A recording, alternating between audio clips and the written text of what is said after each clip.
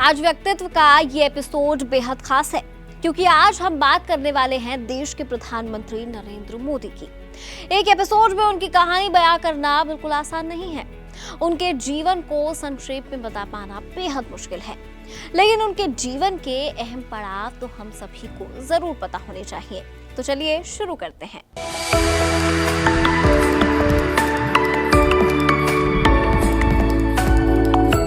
न मैं गिरा और न मेरी उम्मीद के मीनार गिरे, पर कुछ लोग मुझे गिराने में कई बार गिरे।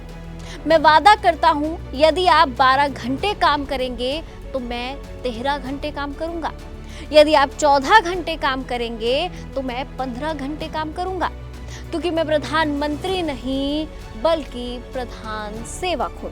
प्रधानमंत्री शब्द के मायने बदलने वाला, चाय बेचने से देश के सबसे ऊंचे संवैधानिक पद पर पहुंचने वाला ऐसा व्यक्तित्व जिसका लोहा आज पूरी दुनिया मानती है, शख्स है नरेंद्र दामोदर दास मोदी। नरेंद्र मोदी का जन्म 17 सितंबर 1950 को गुजरात के वडनगर में एक चाय बेचने वाले परिवार में हुआ। उनके पिता का नाम दामोदर दास मोदी और मां का नाम हीराबेन मोदी है। मोदी का परिवार आर्थिक रूप से मध्यम वर्गीय था और उनके पिता वडनगर रेलवे स्टेशन पर चाय बेचा करते थे। वडनगर के सरकारी स्कूल में अपनी प्रारंभिक शिक्षा पूरी करने के बाद नरेंद्र मोदी ने स्कूल की शिक्षा के साथ साथ बाल्यकाल में ही राष्ट्रीय स्वयंसेवक संघ यानी आरएसएस से जुड़ना शुरू किया। स्कूल के समय में वे एनसीसी कैडेट भी रहे। साल 1967 में पीएम मोदी ने 10वीं बोर्ड की परीक्षा पास की। इसके बाद उन्होंने दिल्ली विश्वविद्यालय से स्नातक की डिग्री हासिल की, जहां उन्होंने राजनीति विज्ञान की पढ़ाई की। नरेंद्र मोदी ने अपने किशोरावस्था में ही आरएसएस से जुड़कर समाज सेवा और संगठनात्मक कार्यों में हिस्सा लिया। यह उनके जीवन का एक महत्वपूर्ण मोड़ था जो उनकी राजनीतिक यात्रा का आधार बना। वे 1967 में 17 साल की उम्र में अहमदाबाद पहुंचे और उसी साल उन्होंने राष्ट्रीय स्वयंसेवक संघ की सदस्यता भी ली थी। इसके बाद 1974 में वो नवनिर्माण आंदोलन में शामिल हुए। इस तरह सक्रिय राजनीति में आने से पहले मोदी कई वर्षों तक राष्ट्रीय स्वयंसेवक संघ के प्रचारक रहे। 1980 में नरेंद्र मोदी ने भारतीय जनता पार्टी में शामिल होकर पार्टी की सेवा करना शुरू किया। उन्होंने पार्टी के विभिन्न पदों पर काम किया और गुजरात में पार्टी की स्थिति को मजबूत किया। नरेंद्र मोदी ने एक बूथ लेवल के कार्यकर्ता की तरह सालों काम किया। उनका लोगों से जुड़ाव, उनकी समस्याओं को सुनना, उन्हें अपना सा महसूस कराना और उनकी परेशानियों का हल ढूंढना उन्हें धीरे धीरे जननायक बना रहा था। धीरे धीरे उनकी लोकप्रियता पार्टी और जनता दोनों के बीच बढ़ने लगी। एक छोटे से परिवार से आने के बाद भी उनकी बात पार्टी के बड़े निर्णयों में सुनी जाने लगी। वे वर्ष 1988-1989 में भारतीय जनता पार्टी की गुजरात इकाई के महासचिव बन गए। नरेंद्र मोदी ने लाल कृष्ण आडवाणी की 1990 की सोमनाथ अयोध्या रथ यात्रा के आयोजन में अहम भूमिका अदा की थी। इसके बाद वो भारतीय जनता पार्टी की ओर से कई राज्यों के प्रभारी बनाए गए। मोदी को 1995 में भारतीय जनता पार्टी का राष्ट्रीय सचिव और 5 राज्यों का पार्टी प्रभारी बनाया गया। इसके बाद 1998 में उन्हें महासचिव संगठन बनाया गया। इस पद पर वो अक्टूबर 2001 तक रहे, लेकिन 2001 में केशुभाई पटेल के मुख्यमंत्री पद से हटने के बाद मोदी को गुजरात की कमान सौंप दी गई। लेकिन सत्ता पर काबिज होते ही उनके सामने कई मुश्किलें आईं। उस समय गुजरात में भूकंप आया था और भूकंप में 20,000 से ज्यादा लोग मारे गए थे। मोदी की सत्ता संभालने के लगभग 5 महीने बाद ही गोधरा रेल हादसा हुआ। इसमें कई हिंदू कार सेवक मारे गए। इसके ठीक बाद फरवरी 2002 में ही गुजरात में दंगे भड़क उठे।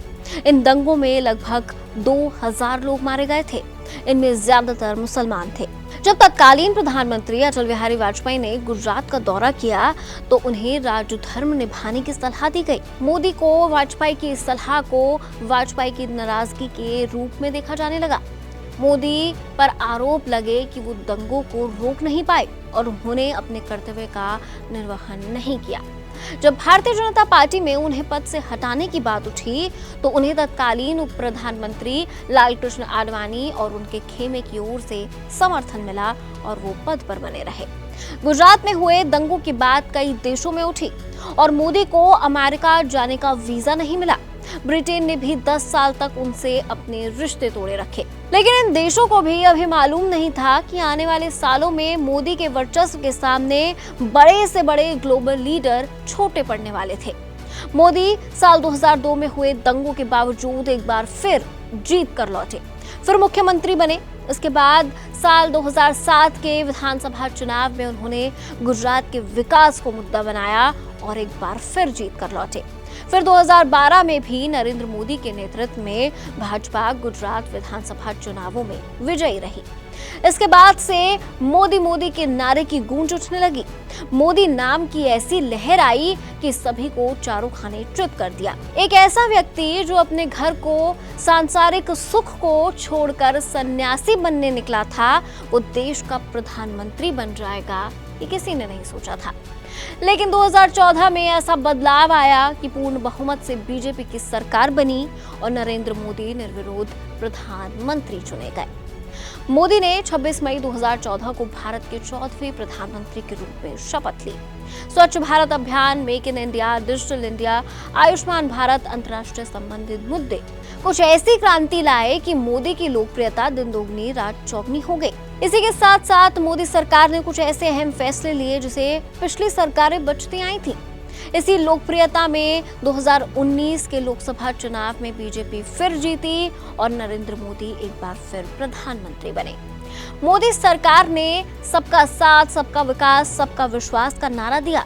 मोदी का मैजिक और डबल इंजन का नारा भी एक समय पर ऐसा चला कि बीजेपी सबसे ज्यादा राज्यों में सत्ता में थी। 3 तलाक हटाया, आर्टिकल 370 को खत्म किया, उरी जैसे हमले का जवाब बालाकोट एयर स्ट्राइक से दिया। और भी ऐसे अनगिनत काम इन 10 सालों में हुए कि एक बार फिर 2024 में जनता ने मोदी को ही अपना प्रधानमंत्री चुना। अगर हम डिटेल में बात करें तो शायद एक सीरीज बनानी पड़े, लेकिन इस एपिसोड में हमने कुछ मुख्य बातें आपको बताई।